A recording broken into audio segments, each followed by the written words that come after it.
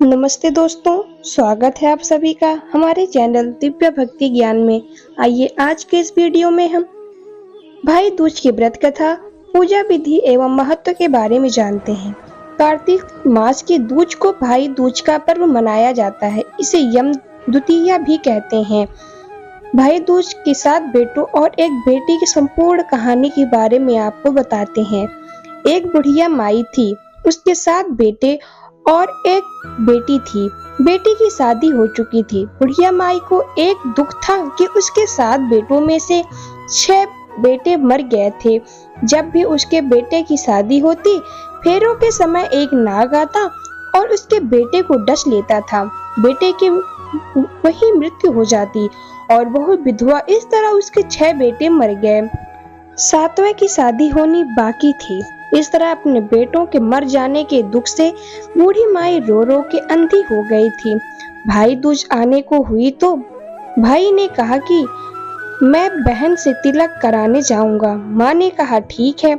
उधर जब बहन को पता चला कि उसका भाई आ रहा है तो वह खुशी से पागल होकर पड़ोसन के घर गई और पूछने लगे कि जब बहुत प्यारा भाई घर आए तो क्या बहाना बनाना चाहिए। पड़ोसन उससे जल्दी थी तो उसने उसे सब गलत बता दिया कि दूध से रसोई लीप, घी में चावल पका।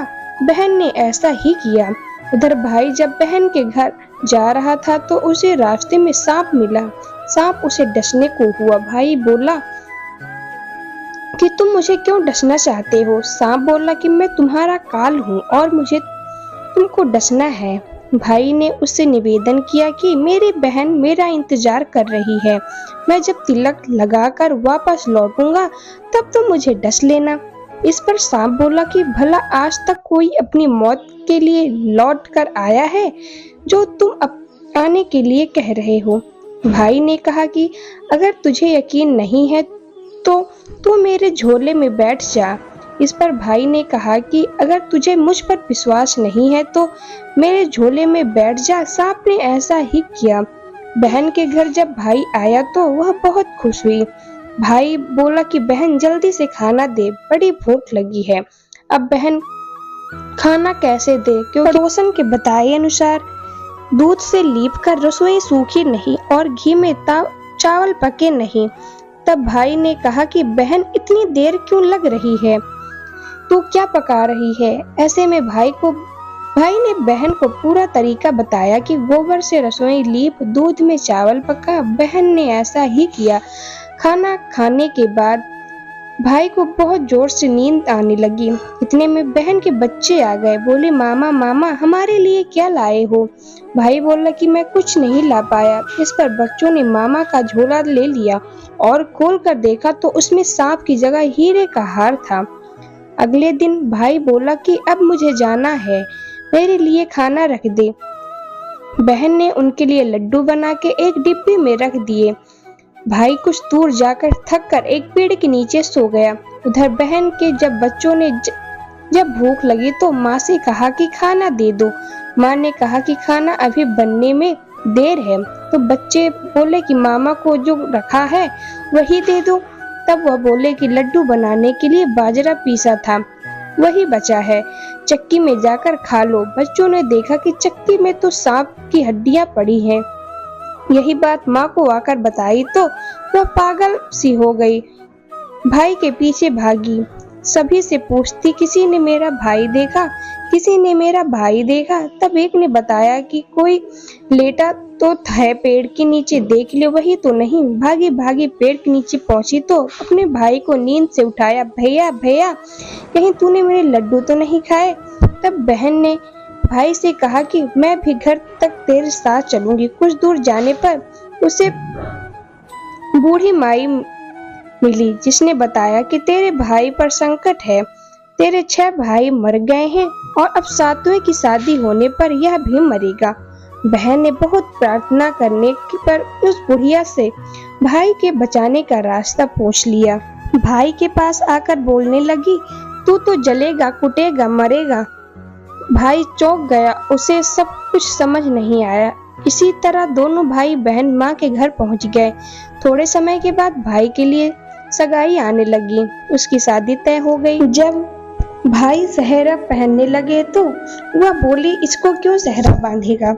सेहरा तो मैं पहनूंगी, ये तो जलेगा मरेगा।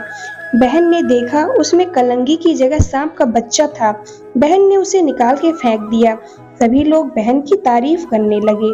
अब जब भाई घोड़ी चढ़ने लगा तो बहन फिर बोली, ये घोड़ी पर क्यों चढ़ेगा? घोड़ी पर तो मैं बैठूंगी, ये तो जलेगा मरेगा। सबने उसे घोड़ी पर भी चढ़ने दिया। अब जब बारात चलने को हुई तब बहन बोली कि पहले इस दरवाजे से मैं निकलूंगी, ये तो पीछे के रास्ते से जाएगा, दरवाजे से तो मैं निकलूंगी। जब वह दरवाजे के नीचे से जा रही थी तो दरवाजा अचानक गिरने लगा। रास्ते में ऐसे करते करते फेरों का समय आ गया। जब दुल्हन आई तो उसने दुल्हन के कान में कहा कि अब तक तो मैंने तेरे पति को बचा लिया, अब तू ही अपने पति को और साथ ही अपने मरे हुए जेठों को बचा सकती है। फेरों के समय एक नाग आया। वो जैसे ही दूल्हे को डसने को हुआ, दुल्हन ने उसे एक लोटे में भर के ऊपर से प्लेट से बंद कर दिया। थोड़ी देर बाद नागिन लहर लहर करती आई। ऐसे में नागिन अपने पति को वापस मांगने आई तो बहू ने कहा कि पहले मेरे साथों जेठों को जिंदा कर। नागिन ने उसकी बात मानी और उसके सभी जेठों को जिंदा कर दिया। उधर रो रो के बुढ़िया का बुरा हाल था कि अब तो मेरा सातवां बेटा भी बाकी बेटों की तरह मर जाएगा। गांव वाले ने भी बताया कि उसके साथ बेटा और बहुएं आ रही हैं। उसके बाद सभी ने उसकी बहन का प्रशंसा की। जैसे उस बहन ने अपने भाई की रक्षा की, वैसे ही भगवान सभी के भाइयों की रक्षा करना। आइए अब हम पूजा विधि के बारे में जानें। सुबह जल्दी उठकर स्नान कर लें। घर के मंदिर में दीप प्रज्वलित कर भगवान का ध्यान करें। भगवान विष्णु और गणेश की पूजा करें। इस दिन भाई को घर बुलाकर तिलक लगाकर भोजन कराने की परंपरा है। भाई के लिए पिसे हुए चावल से जौ बनाएं।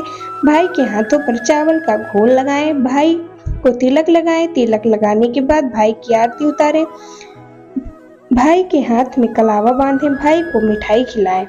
दोस्तों, अगर ये वीडियो आपको पसंद आई हो तो वीडियो को लाइक करें और चैनल को सब्सक्राइब करें। धन्यवाद।